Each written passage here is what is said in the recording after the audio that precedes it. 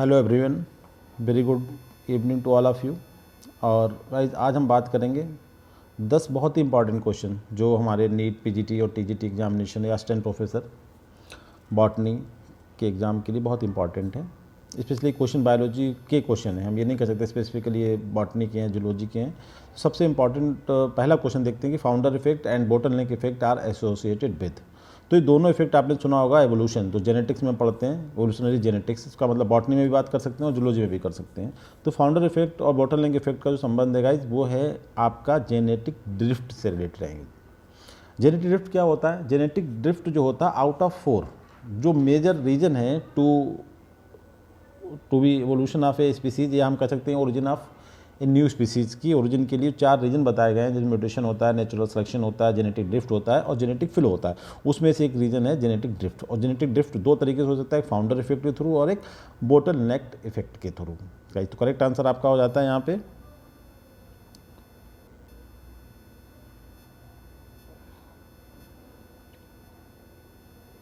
Genetic drift. Second question में बात करते हैं, काफ़ी लंबा क्वेश्चन है। In which of the following is not a reason responsible for the origin of new species. जैसा कि पहले क्वेश्चन में हमने आपको बताया कि 4 मेजर रीजन होते हैं ओरिजिन ऑफ न्यू स्पीसीज, या हम कह सकते हैं एवोल्यूशन के लिए। उसमें सबसे इंपॉर्टेंट आपका बताया था mutation, natural selection, genetic drift and gene flow या जेनेटिक फ्लो। तो यहाँ पर देखते हैं पहला वाला भी सही है, म्यूटेशन और जीन फ्लो दोनों आ गए। दूसरे में gene flow and genetic drift ये भी सही है, natural selection and genetic drift ये भी सही है।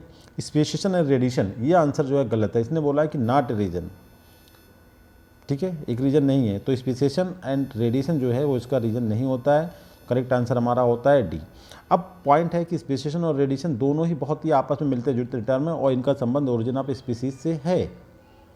मगर क्वेश्चन में गाइस पूछा गया कि उन वजूहात, उन रीजन्स में से एक रीजन नहीं है। तो speciation and radiation origin of species के सिस्टम में, प्रोसेस में होने वाली घटनाएं तो हैं, बट ये कहीं से भी ओरिजिन ऑफ स्पीसीज के रिस्पॉन्सिबल नहीं है। कहने का मतलब ओरिजिन ऑफ या evolution of a new species के होने में स्पेसिएशन और रेडिएशन का कोई भी रोल नहीं है। जो मेजर फैक्टर हैं वो 4 होते हैं, mutation, natural selection, genetic drift और जीन फ्लो। नाउ अब हम बात करते हैं करेक्ट क्वेश्चन नंबर 3 की। क्वेश्चन नंबर 3 में सबसे इंपॉर्टेंट जो पॉइंट है देखते हैं इसे। In which are the following is true statement about the nano liquid urea is are. मतलब कितने स्टेटमेंट। देखिए नैनो लिक्विड यूरिया एक बॉटनी का टर्मिनोलॉजी, मतलब एग्रीकल्चर की बात करते हैं, प्लांट साइंस की बात करते हैं, क्योंकि नैनो लिक्विड यूरिया फर्टिलाइजर का काम करता है। तो इसके बारे में जो स्टेटमेंट है उनकी इन्फॉर्मेशन वेरी रिसेंट क्वेश्चन है, इसमें बहुत न्यू मतलब कह सकते हैं। पहला पॉइंट है government of India establish nano urea plant in the UP at the IFFCO campus Aonla Bareilly. सबको पता होगा आंवला बरेली में एक जगह है जहाँ पे इफ्को का प्लांट है, वहाँ पे इसका प्लांट गवर्नमेंट ऑफ इंडिया ने लगाया है। सही स्टेटमेंट है। दूसरा स्टेटमेंट है nano liquid urea would reduce the price of the urea in the country. मतलब nano liquid urea new project है, एक न्यू टाइप ऑफ फर्टिलाइजर है, इसके आने से जो यूरिया के प्राइस हैं वो गिर जाएंगे हमारे देश में। बिल्कुल सही बात है। थर्ड पॉइंट है it is second plant of the country and first in UP. देश का ये दूसरा प्लांट है और यूपी में पहला प्लांट है। बहुत सारी इन्फॉर्मेशन है इस क्वेश्चन में गाइस, बिल्कुल सही बात हो। फोर्थ आया है कि जो 500 ml liquid urea nano urea is equal to 45 kilogram of urea bag. मतलब एक जो 45 किलो का यूरिया का बैग होता है, यूरिया जो फर्टिलाइजर नाइट्रोजन रिच फर्टिलाइजर होता है, केवल 500 ml लिक्विड नैनो यूरिया जो होगी वो 45 किलो मतलब यूरिया बैग के बराबर होगी। ये स्टेटमेंट भी काफ़ी वंडरफुल है बट सही बात है। तो करेक्ट आंसर आपका होता है option A, last one. Now question number 4 की बात करें जो हमारे थंबनेल पे भी लगा हुआ है, उसका देखें। In which of the following one is best example of the gene flow. Gene flow का सबसे अच्छा एग्जाम्पल क्या है? अब ये gene flow is one of the reason of evolution. Origin of new species होने के लिए जीन फ्लो बहुत ही इंपॉर्टेंट फैक्टर का काम करता है। तो जीन फ्लो का सबसे अच्छा एग्जाम्पल आपको देखने को मिलता है। सबसे बेस्ट एग्जाम्पल कौन सा है? कहने का मतलब ये है, एग्जाम्पल बहुत सारे हैं मगर सबसे अच्छा एग्जाम्पल है यहाँ पे। पहले ने बताया कि insecticidal resistance in the African malaria mosquitoes Anopheles coluzzii, इसमें देखने को मिला है। बिल्कुल सही बात है। मलेरिया का जो क्या कहना चाहिए ऑर्गेनिज्म है जो मलेरिया काज करता है इन अफ्रीका में, उसका नाम है एनोफिलीज कोलॉजी। इसमें एक इंसेक्टिसाइडल रेजिस्टेंस का डेवलप हो जाना जीन फ्लो का एक बहुत ही अच्छा उदाहरण है। इसके बाद सेकंड ऑप्शन है एलिस वैन क्रीवेल्ड सिंड्रोम। ये पाया जाता है एमिस पीपल। एमिस पीपल जो हैं यूएसए में पाए जाते हैं, मतलब है कुछ इनकी बहुत छोटी सी पॉपुलेशन है जो जर्मनी से वहाँ पे माइग्रेट हुए थे बहुत पहले, और उनकी क्वालिटी है कि वो अपने आपस में ही शादी करते हैं, बाहर नहीं जाते। इससे क्या हुआ, आपने एक स्टेटमेंट सुना होगा डार्विन का कि जो डाइवर्सिटी है वो ज़रूरी है बेहतर पॉपुलेशन क्रिएट करने के लिए, अच्छी जनरेशन आए उसके लिए। जबकि आप आपस में इस मैरिज करते रहेंगे तो क्या होता है, वो क्वालिटी कहीं ना कहीं रिड्यूस हो जाती है। तो इन लोगों में एक प्रॉब्लम देखने को मिली है जिसमें इनकी जो हाथ और पैर या जो फिंगर्स होती हैं वो छोटी छोटी हो गई हैं। उस प्रॉब्लम्स को एलिस वैन क्रीवेल्ड सिंड्रोम के नाम से जाना जाता है और ये जीन फ्लो का एक बेहतर एग्जाम्पल है। इसके बाद है North American vision to plain vision, ये भी इंपॉर्टेंट है, ये जेनेटिक ड्रिफ्ट में आपने देखा होगा इस एग्जाम्पल को। और डी है ऑल ऑफ द अबव। तो यहाँ पर जो करेक्ट आंसर है गाइस वो आपका है डी। मतलब ये सभी कहीं ना कहीं जीन फ्लो के एग्जाम्पल्स हैं कि एनोफिलीज वाला एग्जाम्पल आपने देखा, ये भी जीन फ्लो का एग्जाम्पल है। एमिस पीपल में जो एग्जाम्पल देखा वो भी आपका इसी चीज़ का एग्जाम्पल है। और उसके बाद आप देख रहे हैं ये north American Bisan to plane बिसन। ये सुना होगा, बिसन का मतलब एक टाइप का जो बहुत बड़ा मतलब बुल होता है, उसे लोगों ने मार मार के नॉर्थ अमेरिका में ख़त्म कर दिया था, बिल्कुल ख़त्म कर दिया था, बाइनरी चीज़ें कहना चाहिए, बिल्कुल डिसअपियर हो गया। तो उसके बाद क्या देखते हैं कि वहाँ पे जो प्लेन में एक टाइप का बिसन पाया जाता है वो आके उसे मतलब फ्लोराइज उसे ग्रो करने के चांस मिल गए और उसने पूरे सिस्टम को कैप्चर कर लिया, मतलब उसकी जनरेशन हमें देखने को मिलती है। तो एक टाइप का जीन फ्लो क्लोज हुआ और नई स्पीसीज का फॉर्मेशन हो गया। इसी तरीके से एमएस पीपल में इस तरीके की प्रॉब्लम्स का होना भी जीन फ्लो का एग्जाम्पल है। और मलेरियल पैरासाइट या मलेरियल जो मॉस्किटो है एनोफिलीज क्लोजी में इंसेक्टिसाइडल रेजिस्टेंस का डेवलप हो जाना। क्यों, इसे ऐसे समझेंगे, देखिए जो अफ्रीकन मलेरिया मॉस्किटो था उसे कहीं ना कहीं लोगों ने किल कर दिया। अब होता क्या है, कुछ टाइम के बाद मतलब उससे उन्होंने एक इंसेक्टिसाइड के थ्रू कहीं ना कहीं उसे कंट्रोल कर लिया था, हद तक कि मलेरिया वहाँ पे नहीं फैलता था। मगर एक टाइम के बाद हम देखते हैं कि वही पैरा मॉस्किटो जो है अब उस पर्टिकुलर इंसेक्टिसाइड जो एक टाइम उसे कंट्रोल करता था उससे अब उस पर कोई भी फ़र्क नहीं पड़ता है। तो रिसर्च के बाद ये मालूम चला कि उस मलेरियल पैरासाइट जो है हमारा, उसमें उस पर्टिकुलर इंसेक्टिसाइड का रेजिस्टेंस कहाँ से आया। तो मालूम चला कि दूसरे टाइप का जो मॉस्किटो था उसमें ये प्रॉब्लम मतलब ये रेजिस्टेंस होता था, इसमें नहीं होता था। तो मालूम चला कि इसमें जो आपस में जेनेटिक एक्सचेंज मतलब रिप्रोडक्शन हो गया और वो जीन ट्रांसफ़र हो गया, जो एक्चुअल मतलब अफ्रीकन मलेरियल मॉस्किटो था उसमें वो जीन ट्रांसफ़र हो गया। तो मैं कहना this is a kind of gene flow. तो करेक्ट आंसर आपका डी। ना क्वेश्चन नंबर 5 में बात करते हैं what is true about the Eukarya variota. काफ़ी इंपॉर्टेंट क्वेश्चन है, सिंगल टाइप के क्वेश्चन होते हैं गाइज। इकैरिया वेरियोटा एक अपने आप में बहुत ही इंपॉर्टेंट क्वेश्चन है, एक फैक्ट है कि सबसे oldest known ancestor of all animals, जितने भी एनिमल्स हैं अर्थ पे आज के टाइम में, इन सबका जिन्हें कहना चाहिए ना एंसेस्टर है। बिल्कुल करेक्ट। दूसरा स्टेटमेंट है कि है क्या रियल में, वर्टिब्रेट है या मैमल्स में क्या है या इंसेक्ट्स है या कुछ और है। तो इसमें हम सबसे बात करें, इट इज़ ए बार्म, मतलब ये इंसेक्टिसाइड कैटेगरी का है, बार्म है। जैसे प्लेटीहेल्मिन्थेस में आपने सुना होगा, निमेटीहेल्मिन्थेस, ये बार्म है। और इसका जो साइज़ है वो एक राइस ग्रेन मतलब जो चावल होता है उससे भी छोटा होता है। उसके बाद ये कह रहा है कि इट शोज़ बाईलेटरल सिमेट्री, ये बात भी सही है।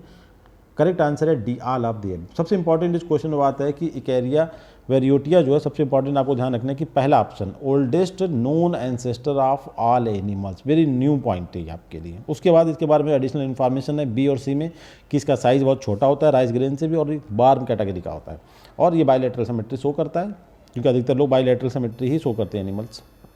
करेक्ट आंसर आपका डी। क्वेश्चन नंबर 6 में हम देखते हैं कि in which are the following is known as ancestor of all vertebrate. देखिए दो क्वेश्चन एकदम पैरेलल मैंने रखे हैं कि आपको ध्यान रहे। इकैरिया वेरियोटिया का नाम बताया था कि वो सभी एनिमल्स का एंसेस्टर है, सबसे ओल्डेस्ट। और अब आता है कि आल जो वर्टिब्रेट है, वर्टिब्रेट भी एनिमल होते हैं। अब वर्टिब्रेट का एंसेस्टर कौन है, अभी तक सबसे जो नोन एंसेस्टर है उसका नाम है यूस्टिफोट्रॉन। ठीक है गाइस, तो करेक्ट आंसर आपका 6 क्वेश्चन का ए। और ये कैसा होता है, फिश के टाइप का होता है, क्योंकि वर्टिब्रेट की स्टार्टिंग कहाँ से होती है, स्पीसीज से होती है। एम्फीबिया आते हैं, फिर रेप्टाइल्स आते हैं, फिर एबीज आते हैं, फिर मैमल्स आते हैं। तो ये कैसा होना चाहिए, फिश होना चाहिए, मगर फिश के टाइप का ही सबसे होता है। तो इसका नाम आपको ध्यान रखना यूथिनोट्रॉन। क्वेश्चन नंबर 7 में बात करते हैं which is oldest known fossil. देखिए अपने आप में ये अलग अलग टाइप के क्वेश्चन है। 3 बात है, फॉसिल्स ही मिले हैं, वर्टिब्रेट का फॉसिल ओल्डेस्ट, ऑल एनिमल का ओल्डेस्ट फॉसिल्स। अब आता है कि सबसे ओल्डेस्ट नोन फॉसिल कौन सा है। 3 डिफरेंट क्वेश्चन जो अधिकतर जीके के क्वेश्चन में बन सकते हैं और किसी भी एग्जाम में आ सकते हैं ये। तो इसका आंसर है एरेंडेप्सिस। ये आपका क्या है, एक सबसे अभी तक जो नोन फॉसिल्स है और सबसे पुराना है, उसका नाम है एरेंडेप्सिस। ये क्या है, एक 4 लेग एनिमल्स, इसमें 4 टांगें देखी गई हैं, उस टाइप का होता है। करेक्ट आंसर आपका डी।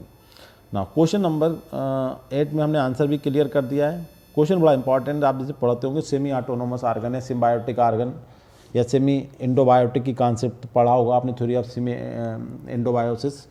उसमें जो टर्मिनोलॉजी आती है कि 2 ऑर्गन हमारे यूकैरियोटिक सेल में होते हैं, क्लोरोप्लास्ट और माइटोकॉन्ड्रिया, जो अपने आप में एक ऑर्गेनेल या ऑर्गेनिज्म की तरह भी रिप्रेजेंट करते हैं। तो इसमें इंपॉर्टेंट है कि ओरिजिन ऑफ लाइफ है during the course of evolution mitochondria का डेवलपमेंट कैसे हुआ।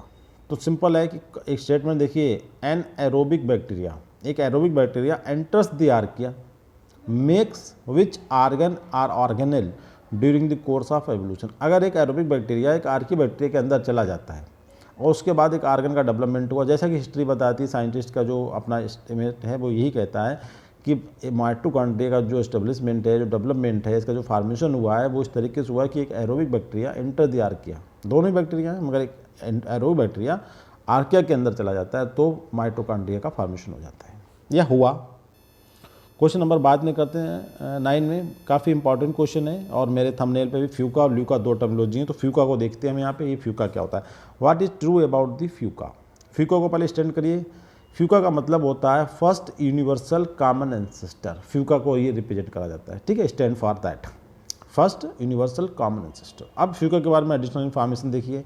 It is not a cell, ये एक सेल नहीं था। सेल का मतलब बाउंड्री वाल हो, अंदर न्यूक्लियस हो, न्यूक्लियस के अंदर डीएनए हो या कोई भी आरएनए हो, तो ये सेल नहीं था। It is our first ancestor, ये हमारे फर्स्ट एंसेस्टर हैं। देखिए, oldest known for animals, oldest known for vertebrate, oldest known fossils. अब यहाँ पे बात आ रही है कि फ्यूका आवर फर्स्ट एंसेस्टर थे, उससे भी पहले। इसके बाद it has only free floating nucleotide, इसके पास क्या था, केवल फ्री फ्लोटिंग न्यूक्लियोटाइड थे, नो जीन्स नो डीएनए। इसका मतलब क्या था, न्यूक्लियोटाइड का मतलब आरएनए था। तो सबको जानते हैं कि आरएनए सबसे पहले था, फिर डीएनए आया। तो फ्यूका के बारे में इंफॉर्मेशन कि हमारे first universal common ancestor means FUCA, not a cell, our first ancestor has only free floating nucleotide, no genes no DNA. Correct answer आपका last E, all of the above. इसके बाद हम क्वेश्चन नंबर 10 में बात करते हैं Luca. अब देखिए, ल्यूका की भी अपनी हिस्ट्री है, ल्यूका को समझिए।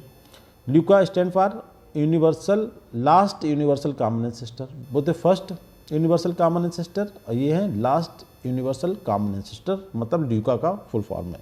इसके बाद इंफॉर्मेशन देखिए, it classified as half alive and originated before the 3.8 million years ago. खैर ये तो बड़ा इंपॉर्टेंट बात है, ध्यान रखें, origin of life 4 million years एगो, ये 3.8, इसका मतलब लाइफ से पहले की बात है। तो इसे हमने क्लासिफाइड कैसे करा, हाफ अलाइव, मतलब ये आधा जिंदा था।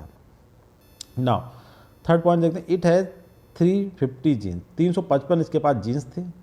और जो सबसे अभी आज के टाइम में स्मॉलेस्ट सिंथेटिक सेल जो बनाई गई है 2016 में बाय विलियम मार्टिन, उसमें सेल का नंबर है 473, 473 जीन्स हैं।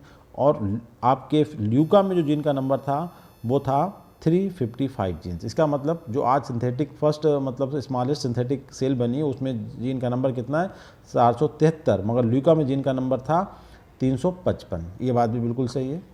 और डी ऑप्शन है all of the above. Guys इसका आंसर गलत है, बस यहीं तक रखें। करेक्ट आंसर है आपका डी। तो इस तरीके से वेरी इंपॉर्टेंट क्वेश्चन आपने सीखे कि जेनेटिक ड्रिफ्ट और जेन फ्लो के एग्जाम्पल्स, जेनेटिक ड्रिफ्ट क्या होता है, बोटलनेक इफेक्ट का संबंध किससे होता है, ल्यूका और फ्यूका के बारे में इंफॉर्मेशन, और आपके वर्टिब्रेट का सबसे पहला एंसेस्टर और एनिमल्स का सबसे पहला एंसेस्टर। ये वेरी इंपॉर्टेंट और फैक्चुअल क्वेश्चन थे। और आपने एलिस वैन क्रीवेल्ट सिंड्रोम के बारे में जाना और नैनो लिक्विड यूरिया के बारे में जाना। उसका अभी जो प्रसार हो रहा है by the government of India के द्वारा, क्या प्लान है आगे गवर्नमेंट का, उसके बारे में आपने जाना। Guys thank you very much.